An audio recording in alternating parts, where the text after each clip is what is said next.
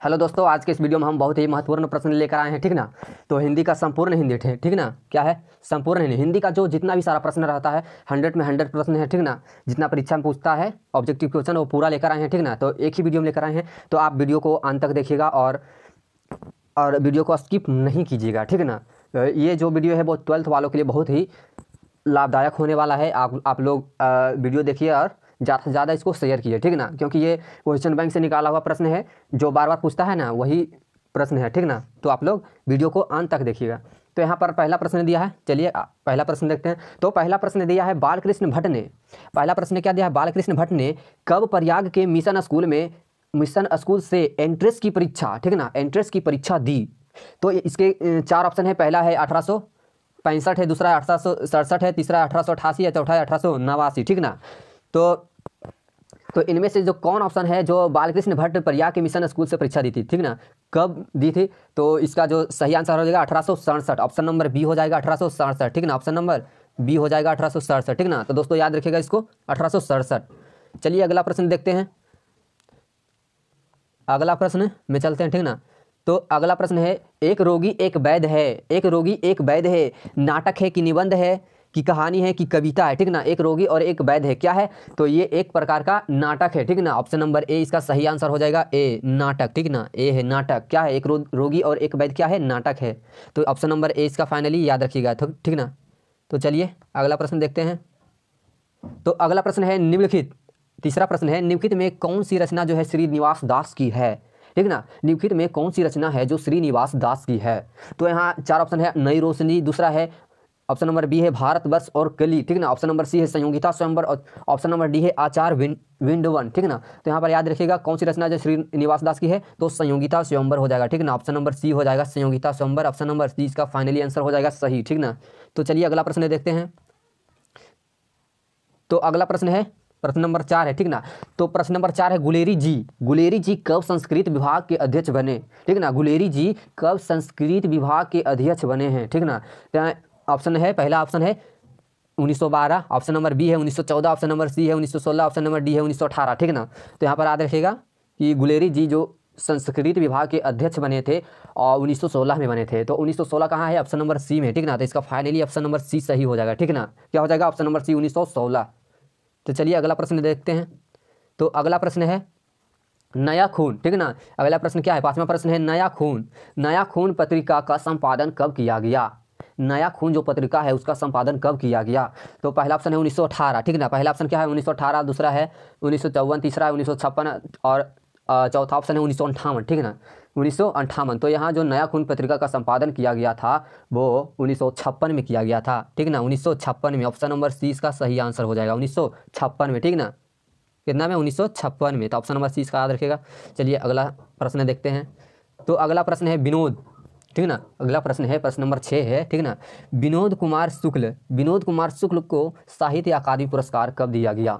विनोद कुमार शुक्ल को साहित्य अकादमी पुरस्कार कब दिया गया। तो इसका 4 ऑप्शन दिया गया है, 1997 में, ऑप्शन नंबर बी है 1999 में, ऑप्शन नंबर सी है 2000 ईस्वी में और ऑप्शन नंबर डी है 2002 ईस्वी में। तो याद रखिएगा विनोद कुमार शुक्ल को साहित्य अकादमी पुरस्कार जो दिया गया था वो 1999 में दिया गया था, ठीक ना। तो 1999 कहाँ दिख रहा है, ऑप्शन नंबर बी में। तो फाइनली इसका ऑप्शन नंबर बी जो होगा वो सही होगा, ठीक ना। चलिए अगला प्रश्न देखते हैं। तो अगला प्रश्न है प्रश्न नंबर 7 है, ठीक ना, गगन सवारी किनकी कृति है। प्रश्न नंबर 7 क्या है, गगन सवारी किनकी कृति है। तो पहला है ऑप्शन नंबर ए है माथुर जी की, ऑप्शन नंबर बी है मोहन राकेश जी की, ऑप्शन नंबर सी है भगत सिंह जी की और ऑप्शन नंबर डी है गुलेरी जी की। तो गगन माथुर जो रचना है वो ऑप्शन नंबर ए सही हो जाएगा, माथुर जी की, ऑप्शन नंबर ए सही हो जाएगा माथुर जी की, ठीक ना। तो ऑप्शन नंबर ए याद रखिएगा। तो चलिए अगला प्रश्न देखते हैं। तो अगला प्रश्न है प्रश्न नंबर 8 है, रामधारी सिंह दिनकर किस विश्वविद्यालय में हिंदी के प्रोफेसर रहे हैं। रामधारी सिंह दिनकर किस विश्वविद्यालय में हिंदी के प्रोफेसर रहे हैं। तो ऑप्शन नंबर ए है बिहार विश्वविद्यालय और ऑप्शन नंबर बी है भागलपुर विश्वविद्यालय, ऑप्शन नंबर सी है पटना विश्वविद्यालय और ऑप्शन नंबर डी है मगध विश्वविद्यालय, ठीक ना। तो रामधारी सिंह दिनकर जो विद्यालय के हिंदी प्रोफेसर रहे वो कौन से विद्यालय थे, तो बिहार विश्वविद्यालय थे, ठीक ना। तो कौन से विश्वविद्यालय थे, बिहार विश्वविद्यालय, ऑप्शन नंबर ए इसका सही आंसर हो जाएगा, ठीक ना, बिहार विश्वविद्यालय। तो चलिए अगला प्रश्न देखते हैं। अगला प्रश्न है प्रश्न नंबर 9 है, ठीक ना। अगला प्रश्न क्या है, महाभारत किस प्रकार की संज्ञा है। महाभारत जो है वो किस प्रकार की संज्ञा है। तो इसका जो इसका जो सही आंसर हो जाएगा फाइनली इसका वो, ये तो आसान प्रश्न है, व्यक्तिवाचक संज्ञा। कौन सा संज्ञा है? व्यक्तिवाचक संज्ञा। ऑप्शन नंबर ए इसका सही हो जाएगा, व्यक्तिवाचक संज्ञा। तो चलिए अगला प्रश्न देखते हैं, प्रश्न नंबर 10, ठीक ना। अगला प्रश्न है कुशीनगर में गंडक नदी को किस नाम से जाना जाता है? कुशीनगर में गंडक नदी को किस नाम से जाना जाता है? तो इसका 4 ऑप्शन है, वैदर्भी, ऑप्शन नंबर बी है नारायणी, ऑप्शन नंबर सी है माधवी और ऑप्शन नंबर डी है गोमती, ठीक ना।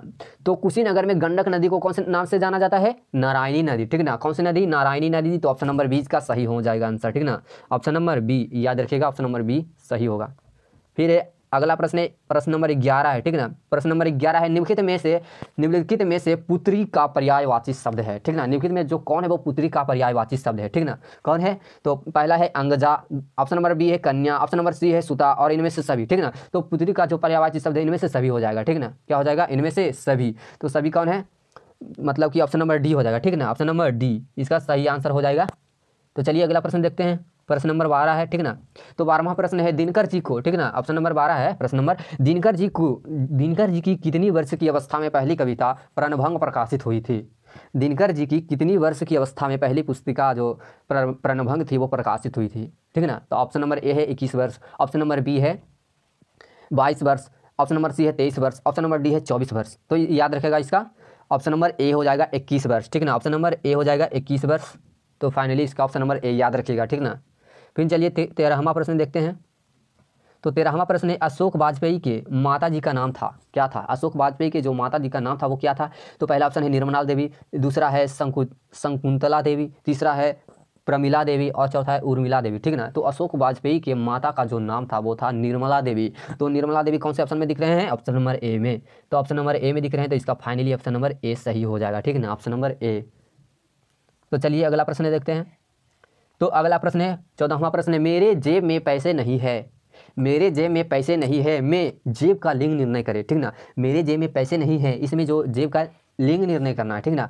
तो पहला ऑप्शन है पुल्लिंग, फिर बी ऑप्शन नंबर बी है स्त्रीलिंग, ऑप्शन नंबर सी है उभयलिंग और ऑप्शन नंबर डी है इनमें से कोई नहीं, ठीक ना। तो जेब जो है वो कौन सा लिंग है? ऑप्शन नंबर ए होगा पुल्लिंग। जेब जो है वो कौन सा लिंग है? तो पुल्लिंग है, ठीक ना। कौन सा लिंग है? पुल्लिंग है। तो चलिए अगला प्रश्न देखते हैं, प्रश्न नंबर 15, दिनकर जी को निम्न में कौन सा पुरस्कार दिया गया था? दिनकर जी को निम्न में कौन सा पुरस्कार दिया गया था? तो ये आसान सा सवाल है, इसको याद रखेगा, पद्म भूषण, ठीक ना। पद्म भूषण यानी कि ऑप्शन नंबर बी इसका सही आंसर हो जाएगा, ठीक ना। ऑप्शन नंबर बी इसका सही आंसर हो जाएगा, याद रखेगा पद्म भूषण। चलिए अगला प्रश्न देखते हैं। अगला प्रश्न है, इतिहास का विशेषण होगा, इतिहास का विशेषण होगा। तो इतिहास का क्या विशेषण होगा? इसका जो 4 ऑप्शन दिया, ऐतिहासिक, इतिहासक की ऐतिहासिक, ठीक ना। तो इतिहास का जो विशेषण होगा वो ऐतिहासिक होगा। ऑप्शन नंबर डी में दिख रहा है ऐतिहासिक, ठीक ना। ऑप्शन नंबर डी हो जाएगा इसका फाइनली सही आंसर, ठीक ना, ऐतिहासिक। तो चलिए अगला प्रश्न देखते हैं। तो अगला प्रश्न है 17वां प्रश्न है, अगेय जी ने बीएससी किस कॉलेज में किए थे? अगेय जी ने बीएससी किस कॉलेज में किए थे, ठीक ना। तो किस कॉलेज से किए थे? तो पहला मद्रास क्रिश्चियन कॉलेज, दूसरा है फोरमन कॉलेज, तीसरा पटना कॉलेज और चौथा है लखनऊ विश्वविद्यालय से, ठीक ना। तो जो अगेय जी ने बीएससी किए थे वो फोरमन कॉलेज से किए थे, ठीक ना, फोरमन कॉलेज से। तो यानी कि ऑप्शन नंबर बी में दिख रहा है, तो इसका फाइनली सही आंसर हो जाएगा बी, ठीक है ना। कौन से कॉलेज? Foreman college. तो चलिए अगला प्रश्न देखते हैं। अगला प्रश्न है प्रश्न नंबर 18। प्रश्न नंबर 18 है, दूध रोटी ठंडी हो गई, दूध रोटी ठंडी हो गई में दूध रोटी शब्द का लिंग निर्णय करें, ठीक ना। दूध रोटी शब्द का जो लिंग निर्णय करें, यानी कि ऑप्शन नंबर ए है पुल्लिंग होगा कि स्त्रीलिंग होगा कि उभयलिंग होगा कि इनमें से कोई नहीं होगा, ठीक ना। तो इसका याद रखिएगा, फाइनली इसका आंसर हो जाएगा स्त्रीलिंग। Option number B, option number 20 का सही आंसर हो जाएगा, ठीक ना। कौन सी लिंग होगा? दूध रोटी स्त्रीलिंग होगा। तो चलिए अगला प्रश्न देखते हैं। तो अगला प्रश्न है, दुम हिलाना, ठीक ना। दुम हिलाना मुहावरा का अर्थ है, दुम हिलाना मुहावरा का अर्थ होता है, यानी क्या होता है? चापलूसी करना होता है कि ऑप्शन नंबर बी है कार्यता पूर्वक भागना कि ऑप्शन नंबर सी है पूंछ हिलाना कि इनमें से कोई नहीं, ठीक ना। तो दुम हिलाना का मतलब समझिएगा चापलूसी करना। क्या करना? चापलूसी करना, जो आप ऑप्शन नंबर ए में देख रहे हैं। तो इसका फाइनली सही आंसर हो जाएगा ऑप्शन नंबर ए हो जाएगा, ठीक ना। चलिए अगला प्रश्न देखते हैं। अगला प्रश्न है 20वां प्रश्न है, ठीक ना। अगला प्रश्न कौन सा है? 20वां प्रश्न, चर्चा करने वाला कहलाता है, चर्चा करने वाला कहलाता है। तो इसका ऑप्शन ए है चर्चक कि चर्चित कहलाता है कि चर्वित कहलाता है कि चिंचक, चिंतक कहलाता है, ठीक ना। तो चर्चा करने वाला जो कहलाता है वो चर्चक कहलाता है। तो चर्चक कहाँ दिख रहा है? ऑप्शन नंबर ए में दिख रहा है, तो ऑप्शन नंबर ए इसका सही आंसर हो जाएगा, ठीक ना। चर्चा करने वाला क्या कहलाता है? चर्चक। चलिए अगला प्रश्न देखते हैं। अगला प्रश्न है क्रांतिकारी आंदोलन, ठीक ना। अगला प्रश्न क्या है? क्रांतिकारी आंदोलन में गिरफ्तार हो जाने से आगे पढ़ाई रुक गई, यानी कि क्रांतिकारी आंदोलन में गिरफ्तार हो जाने से आगे पढ़ाई रुक गई। किसकी रुक गई? आगे जी की, कि भट्ट जी की, कि गुलेरी जी की, कि इनमें से किसी की नहीं, ठीक ना। तो याद रखिएगा क्रांतिकारी आंदोलन में गिरफ्तार हो जाने के कारण की पढ़ाई रुक गई, तो आगे जी की। ऑप्शन नंबर ए में दिख रहा है आगे जी, ठीक ना। ऑप्शन नंबर ए इसका सही आंसर हो जाएगा। तो चलिए 22वां प्रश्न देखते हैं। तो 22वां प्रश्न बोल रहा है भगत सिंह की पहली गिरफ्तारी कब हुई थी? भगत सिंह की जो गिरफ्तारी हुई थी वो कब हुई थी? पहली गिरफ्तारी, ठीक ना। तो ऑप्शन नंबर ए है 1926 में, कि 1927 में, कि 1928 में, कि 1929 में, ठीक ना। तो याद रखिएगा भगत सिंह की जो पहली गिरफ्तारी हुई थी वो 1927 में हुई थी, ठीक ना। तो ऑप्शन नंबर बी में दिख रहा है 1927, तो 20 का सही आंसर हो जाएगा, ठीक ना। क्या आ जाएगा? बी 1927। चलिए देखते हैं अगला प्रश्न। फिर अगला प्रश्न है निम्न में से कौन जो है, ठीक ना, निम्न में से कौन जो है सिताब दियारा गांव में रहने वाले थे? निम्नलिखित में कौन जो है सिताब दियारा गांव के रहने वाले थे, ठीक ना। तो इसका पहला ऑप्शन है जयप्रकाश नारायण, दूसरा है विनोद कुमार शुक्ल, तीसरा है ज्ञानेंद्र पति, चौथा है सुभद्रा कुमारी चौहान, ठीक ना। तो याद रखिएगा ये होगा जयप्रकाश नारायण, इसका सही आंसर हो जाएगा Jayaprakash Narayan, option number A, ठीक ना। तो चलिए अगला प्रश्न में देखते हैं। अगला प्रश्न है ठीक ना, क्रास्ट बेट गर्ल्स स्कूल में किनकी प्रारंभिक शिक्षा हुई थी? ठीक ना, क्या है? क्रास्ट बेट गर्ल्स स्कूल में किनकी परीक्षा हुई थी? ठीक ना, किनकी परीक्षा हुई थी? तो पहला है महाबर्मा देवी की, पहला क्या है? महाबर्मा देवी, ठीक ना, महादेवी वर्मा, क्या है? महादेवी वर्मा। दूसरा है सुभद्रा कुमारी चौहान, तीसरा है गजानन माधव मुक्ति बोल, और चौथा इनमें से कोई नहीं, ठीक ना। तो इसका फाइनली जो सही आंसर हो जाएगा सुभद्रा कुमारी चौहान, ठीक ना। क्रास्थवेट गर्ल्स स्कूल में जो प्रारंभिक शिक्षा हुई थी वो सुभद्रा कुमारी चौहान की हुई थी। तो ऑप्शन नंबर बी इसका सही आंसर हो जाएगा, ठीक ना। क्या हो जाएगा? Option number B, option number 20 का याद रखिएगा, ठीक ना। तो चलिए अगला प्रश्न देखते हैं। अगला प्रश्न है जिस पर कृपा की गई हो, क्या कहलाता है? अनुकंपित होता है, कि कृपक होता है, कि अनुकृत होता है, कि अनुकंपित होता है, ठीक ना। तो जिस पर कृपा की गई हो वो अनुकंपित होता है, ठीक ना। अनुकंपित ए में भी है, डी में भी है, लेकिन अनुकंपित ए वाला होगा, ठीक है ना। अनुकंपित यानी कि ऑप्शन नंबर ए इसका सही आंसर हो जाएगा, अनुकंपित, ठीक है ना। तो चलिए अगला प्रश्न देखते हैं। अगला प्रश्न क्या है? का उच्चारण स्थान है, का उच्चारण स्थान है, ओष्ठ होगा, कि अनुनासिक होगा, कि कंठ होगा, कि तालव्य होगा, ठीक है ना। लग रहा है कि कान से हम बोल रहे हैं, लेकिन आप होठ से बोल रहे हैं, ठीक ना। आप क्या से बोल रहे हैं? अगर आप होठ को सीधा रखिएगा तो नहीं निकलेगा, आप होठ के लिए होठ को गोल करना पड़ेगा, ठीक है ना। तो आप लग रहा है कि कान से बोल रहे हैं, लेकिन इसका जो सही आंसर हो जाएगा ओष्ठ हो जाएगा, ठीक ना। ऑप्शन नंबर ए हो जाएगा। का सही उच्चारण क्या है? ओष्ठ। चलिए अगला प्रश्न देखते हैं। चाय बाय में बाय शब्द है, यानी कि चाय बाय में बाय शब्द है, सार्थक शब्द है, कि निरर्थक शब्द है, कि दोनों है, कि इनमें से कोई नहीं, ठीक ना। तो ये चाय बाय में बाय जो है वो सार्थक भी है और निरर्थक भी है, ठीक ना। तो क्या हो जाएगा? दोनों हो जाएगा, ऑप्शन नंबर सी हो जाएगा, दोनों, ठीक ना। चलिए अगला प्रश्न देखते हैं। मांझे में, ठीक ना, मांझे में यहाँ कहाँ रहती है? यह कौन बोला था? मांझे में यहाँ कहाँ रहती है, ये कौन बोला था? तो ये लहना सिंह ने बोला था, ठीक ना। ये सिंपल सा सवाल है, इसको याद रखिएगा, लहना सिंह ने बोला था। मांझे में यहाँ, जब पूछ रहा कि तेरी कुमाई हो गई था क्या, तो उसी समय बोला था मांझे में यहाँ कहाँ रहती है, ठीक ना। गाँव में पूछा था तो बताया था, लहना सिंह ने पूछा था, ठीक ना। तो ऑप्शन नंबर ए हो जाएगा सही। तो चलिए 29वां प्रश्न है आगे का विलोम शब्द है, आगे का विलोम शब्द क्या है? तो आगे का विलोम शब्द होगा विज्ञ, ठीक ना। ऑप्शन नंबर बी होगा इसका सही आंसर, विज्ञ। क्या हो जाएगा? विज्ञ। चलिए अगला प्रश्न देखते हैं। अगला प्रश्न है गुरु का विलोम शब्द है, गुरु का विलोम शब्द क्या है? लघु है, कि दीर्घ है, कि गुण है, कि दोष है, ठीक ना। तो गुरु का विलोम शब्द होगा लघु, ऑप्शन नंबर ए हो जाएगा सही आंसर, ठीक ना। क्या होगा? लघु। गुरु का विलोम शब्द क्या हो जाएगा? लघु, ठीक है ना, याद रखिएगा इसको। फिर अगला प्रश्न है 31वां प्रश्न है कहाँ की बातचीत निराली होती है, ठीक ना। कहाँ की बातचीत जो होती है वो निराली होती है। तो पहला ऑप्शन है माय खाने की, दूसरा ऑप्शन है दवा खाने की, तीसरा ऑप्शन है कारखाने की, चौथा ऑप्शन है चंडू खाने की, ठीक है ना। तो कहाँ की बातचीत निराली होती है? तो चंडू खाने की जो बातचीत होती है वो बहुत निराली होती है, ठीक ना। तो ऑप्शन नंबर डी में दिख रहा है चंडू खाने, ठीक ना। ऑप्शन नंबर डी इसका सही आंसर हो जाएगा, ठीक ना। चलिए अगला प्रश्न है।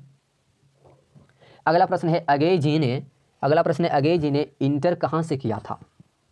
अगेय जी ने इंटर कहाँ से किया था? तो इसका पहला ऑप्शन है मद्रास क्रिश्चियन कॉलेज से, दूसरा ऑप्शन है पंजाब कॉलेज से, तीसरा ऑप्शन है फॉर्मन कॉलेज से, चौथा ऑप्शन है इनमें से कहीं से नहीं, ठीक ना। तो ये हो जाएगा मद्रास क्रिश्चियन कॉलेज से। ऑप्शन नंबर ए इसका सही आंसर हो जाएगा, मद्रास क्रिश्चियन कॉलेज, ठीक ना।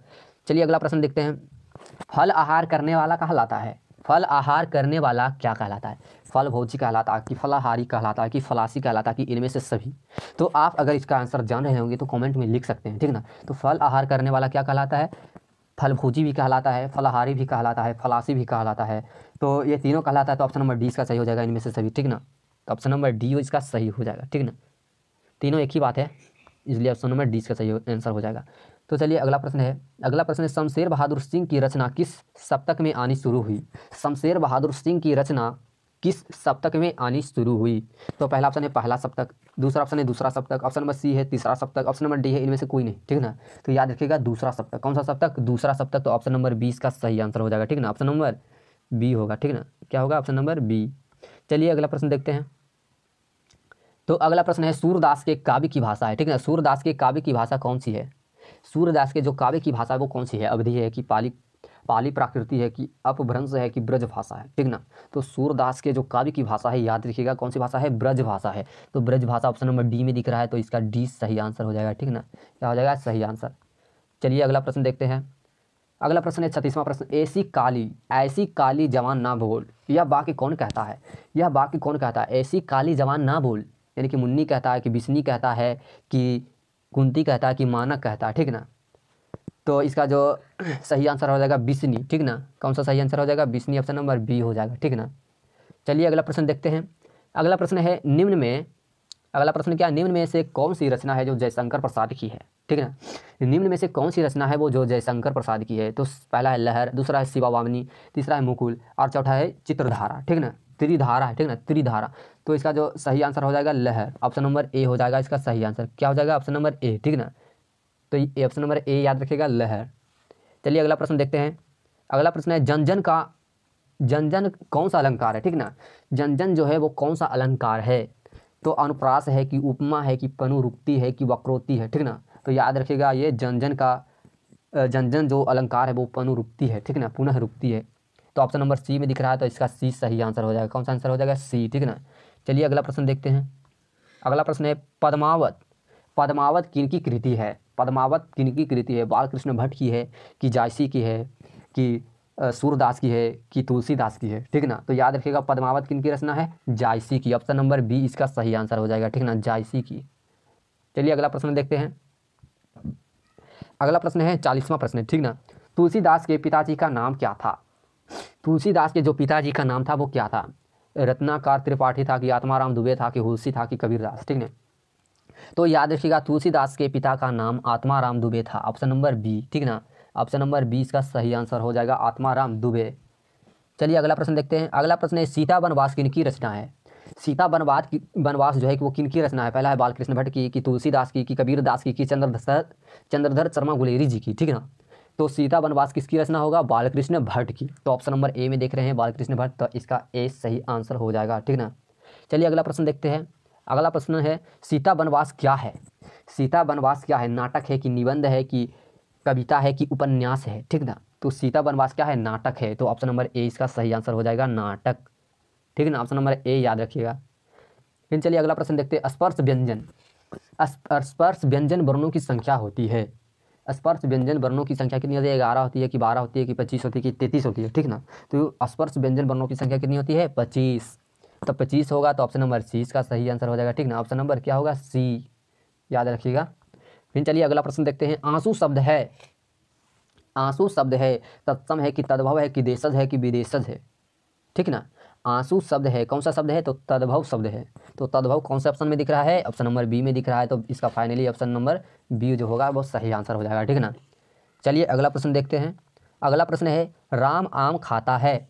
राम आम खाता है में राम है कर्तपाद है कि क्रियापद है कि कर्मपद है कि कर्ता शब्द है? ठीक है ना। राम आम खाता है में राम में कौन सा है, कर्ता पद है। राम जो है वो आम को खा रहा है तो क्या करता यानी कर रहा है, ठीक ना। तो इसका सही आंसर हो जाएगा ऑप्शन नंबर ए हो जाएगा, ठीक ना, ऑप्शन नंबर ए। चलिए अगला प्रश्न देखते हैं। अगला प्रश्न है कछुआ धर्म किनकी कृति है, ठीक ना। कछुआ धर्म है जो वो किनकी कृति है, तो यहाँ पर 4 ऑप्शन दिया है, बालकृष्ण भट्ट की, ऑप्शन नंबर बी दिया है गुलेरी जी की, कि ऑप्शन नंबर सी में होगा जयप्रकाश नारायण की, कि दिनकर जी की, ठीक ना। तो कछुआ धर्म है वो गुलेरी जी की रचना है। तो आप ऑप्शन नंबर बी में देख रहे हैं गुलेरी जी की रचना, तो ऑप्शन नंबर बी इसका सही आंसर हो जाएगा, ठीक ना, ऑप्शन नंबर बी। फिर चलिए अगला प्रश्न है प्रश्न नंबर 47। प्रश्न नंबर 47 है हिंदी कहानी के विकास में मील का पत्थर किस कहानी को कहा जाता है। हिंदी कहानी के विकास में मील का पत्थर कौन सी कहानी को कहा जाता है। तो ओ सदा नीरा है, दूसरा ऑप्शन है बातचीत, तीसरा ऑप्शन है अर्धनारीश्वर, और चौथा ऑप्शन है उसने कहा था। तो मील का जो पत्थर माना जाता है वो उसने कहा था कहानी को माना जाता है। तो आप ऑप्शन नंबर डी में देख रहे होंगे, ठीक ना, ऑप्शन नंबर डी में देख रहे होंगे उसने कहा था, तो इसका डी जो होगा वो सही आंसर हो जाएगा, ठीक ना, ऑप्शन नंबर डी। फिर चलिए अगला प्रश्न है उसने कहा था पर फिल्म बनाई थी। उसने कहा था पर फिल्म बनाई थी, किसने बनाई थी, ठीक ना। तो या ये बिमल राय ने बनाया था, ऑप्शन नंबर सी में देख रहे हैं बिमल राय, तो इसका ऑप्शन नंबर सी सही आंसर हो जाएगा, बिमल राय, ठीक ना। चलिए अगला प्रश्न देखते हैं। सवहरा है, सवहरा है, सवहरा क्या है, एक प्रकार की गीत है, कि ऑप्शन नंबर बी में दिया है एक प्रकार की गाली है, कि एक प्रकार की कविता है, कि एक इनमें से कोई नहीं, ठीक है ना। तो सवहरा एक प्रकार की गाली है, ठीक है ना, क्या है, एक प्रकार की गाली है। तो ऑप्शन नंबर बी में देख रहे हैं तो ऑप्शन नंबर बी इसका सही आंसर हो जाएगा, ठीक है ना। चलिए अगला प्रश्न देखते हैं। प्रश्न नंबर 15 है, ठीक ना, 50 है बचपन में किनका नाम बाउल था। बचपन में जो किनका नाम था वो बाउल था। तो मुक्ति बोध जी की, जयप्रकाश नारायण जी का, कि अंग्रेज जी का, कि मोहन राकेश जी का, ठीक ना।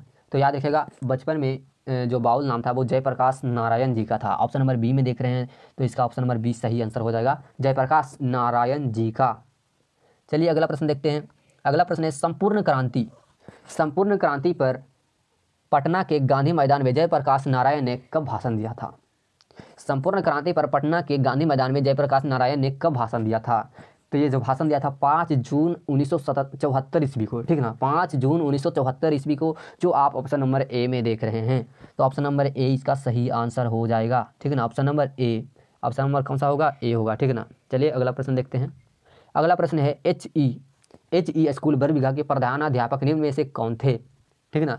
पहला है मोहन राकेश जी, दूसरा है रामधारी सिंह दिनकर, दूसरा है शमशेर बहादुर सिंह, तीसरा है रामधारी सिंह दिनकर, और चौथा है अगेय जी, ठीक ना। तो आप जो बरबीघा के प्रधानाध्यापक जो थे वो रामधारी सिंह दिनकर जी थे। तो ऑप्शन नंबर सी इसका सही आंसर हो जाएगा, ठीक ना।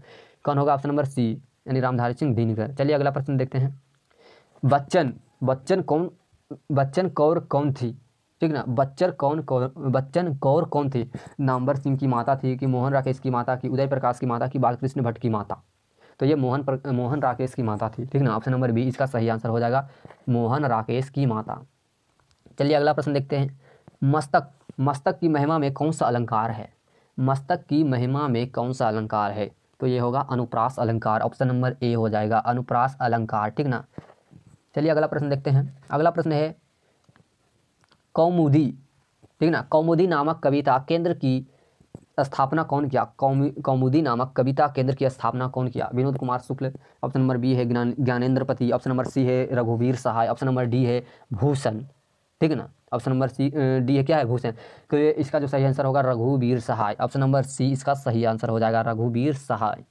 तो चलिए अगला प्रश्न देखते हैं। अगला प्रश्न है रघुवीर सहाय को किस रचना के लिए साहित्य अकादमी पुरस्कार दिया गया था। किस रचना के लिए। तो पहला है रास्ता इधर से है, ऑप्शन नंबर बी है दिल्ली मेरा प्रदेश, ऑप्शन नंबर सी है लोग भूल गए हैं, ऑप्शन नंबर डी है सीढ़ियों पर धूप में, ठीक ना, ऑप्शन नंबर डी है सीढ़ियों पर धूप में। तो इसका सही आंसर होगा लोग भूल गए हैं, ऑप्शन नंबर सी हो जाएगा, लोग भूल गए हैं। इस पर इसको साहित्य अकादमी पुरस्कार मिला था, ठीक ना। चलिए अगला प्रश्न देखते हैं। इंदु का प्रकाशन कौन किया। इंदु का प्रकाशन जो है वो कौन किए हैं, ठीक ना। जयशंकर नारायण के हैं, कि अंबिका प्रसाद की, रघुवीर सहाय की, इनमें से कोई नहीं, ठीक ना। तो अंबिका प्रसाद की हैं, ठीक ना, कौन किए हैं, अंबिका प्रसाद। तो ऑप्शन नंबर बी इसका सही आंसर हो जाएगा, ठीक है ना, ऑप्शन नंबर बी। चलिए अगला प्रश्न देखते हैं। दो कठपुतली किनकी रचना है। दो कठपुतली है वो किनकी रचना है। तो ये जगदीश चंद्र माथुर की रचना है, ऑप्शन नंबर ए इसका सही आंसर हो जाएगा, जगदीश चंद्र माथुर, ठीक है ना। अगला प्रश्न देखते हैं। All India all India radio में महानिदेशक कौन है रहे हैं? ऑल इंडिया रेडियो में महानिदेशक कौन रहे हैं? तो माथुर जी रहे हैं, ठीक ना, जो आप ऑप्शन नंबर डी में देख रहे हैं। ऑप्शन नंबर डी इसका सही आंसर हो जाएगा, ठीक ना। चलिए अगला प्रश्न देखते हैं। अगला प्रश्न है विद्यावारिधि की उपाधि किसको दी गई थी? तो ऑप्शन नंबर ए है दिनकर जी को, कि ऑप्शन नंबर बी में भगत जी को, भगत सिंह जी को, ठीक ना। ऑप्शन नंबर सी है भट्ट जी को, कि इनमें से किसी को नहीं, ठीक ना। तो विद्यावारिधि की उपाधि जो दी गई थी वो किसी को नहीं दी गई थी, ठीक ना। इनमें से कोई नहीं है जिसको विद्यावारिधि की उपाधि दी गई थी।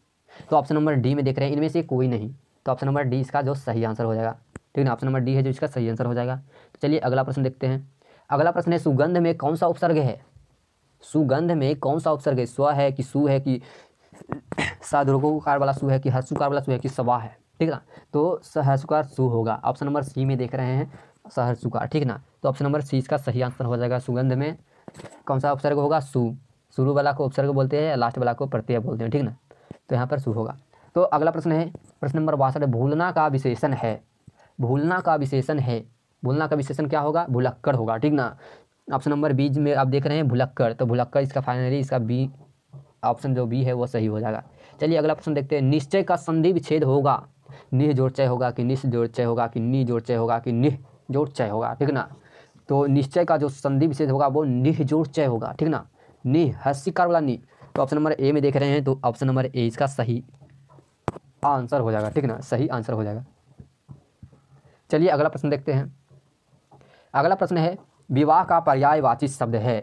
विवाह का पर्यायवाची शब्द है, दारकर्म है कि निकाह है कि परिणय है कि इनमें से सभी है, ठीक ना। तो ये विवाह का जो पर्यायवाची शब्द होगा सभी होगा, दारकर्म भी होगा, निकाह भी होगा, परिणय भी होगा, तो सब होगा, तो ऑप्शन नंबर डी होगा इनमें से सभी।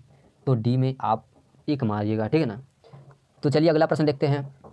अगला प्रश्न है फौलाद, फौलाद का आकाश किनकी रचना है? फौलाद का आकाश किनकी रचना है? इसका भी 4 ऑप्शन दिया है। पहला ऑप्शन है मोहन राकेश जी की, दूसरा है अगेय जी की, तीसरा है दिनकर जी की, चौथा है नामवर सिंह जी की, ठीक ना। तो फौलाद का आकाश जो है होगा वो ऑप्शन नंबर ए मोहन राकेश की रचना होगा, ठीक ना। किनकी रचना है? मोहन राकेश जी की। तो इसका फाइनली ऑप्शन नंबर ए मारिएगा, ठीक ना। सही आंसर क्या हो जाएगा? ऑप्शन नंबर ए। चलिए अगला प्रश्न देखते हैं। अगला प्रश्न है मोहन राकेश का बचपन का नाम क्या था? ठीक नहीं, क्या है? मोहन राकेश के बचपन का नाम क्या था? तो ऑप्शन नंबर ए है बाहुल बाउल, ऑप्शन नंबर बी है मोहित, ऑप्शन नंबर सी है मदन मोहन और ऑप्शन नंबर डी है मदन मोहन गुगलानी, ठीक ना, मदन मोहन गुगलानी। तो मोहन राकेश का जो बचपन का नाम था वो मदन मोहन गुगलानी था, ठीक ना। ऑप्शन नंबर डी में देख रहे हैं मदन मोहन गुगलानी, तो इसका ऑप्शन नंबर डी जो होगा वो सही आंसर हो जाएगा, ठीक ना। क्या होगा? Option number D Madan Mohan Guglani. चलिए अगला प्रश्न देखते हैं। कुकाठ, कुकाठ शब्द में कु कौन सा शब्द में कौन सा उपसर्ग है? ठीक ना, कुकाठ शब्द में कौन सा उपसर्ग है? कु होगा कि कुका होगा कि ठ होगा कि कुक होगा, ठीक है ना। तो कु काठ यानी कु अलग और काठ अलग, तो उपसर्ग आगे वाला होता है, तो आगे वाला क्या है? कु है, हर्षुकार वाला कु है, ठीक ना। तो आप ऑप्शन नंबर ए में देख रहे हैं, तो ऑप्शन नंबर ए इसका सही आंसर हो जाएगा, ठीक है ना, कु। चलिए अगला प्रश्न देखते हैं।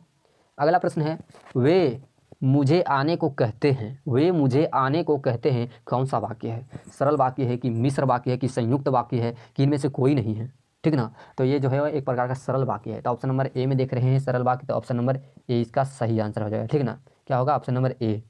चलिए अगला प्रश्न देखते हैं। अगला प्रश्न है गागर में सागर भरना, ठीक ना।